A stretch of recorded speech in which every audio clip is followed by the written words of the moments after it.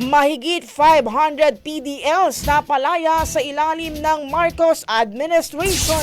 Brigada Katrina Honson, ibrigada mo! Brigada Live Report. Umabot na sa 525 na persons deprived of liberty ang napalaya ng Bureau of Corrections sa unang buwan ng 2025.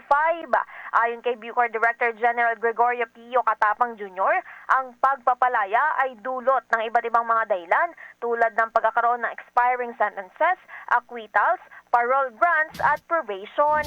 Sa ilalim ng Marcos administration, umabot na sa kabuang 18,947 PDLs ang napalaya, kabilang na mga mula sa Correctional Institution for Women, New Bilibid Prison at iba pang mga penal farms sa bansa.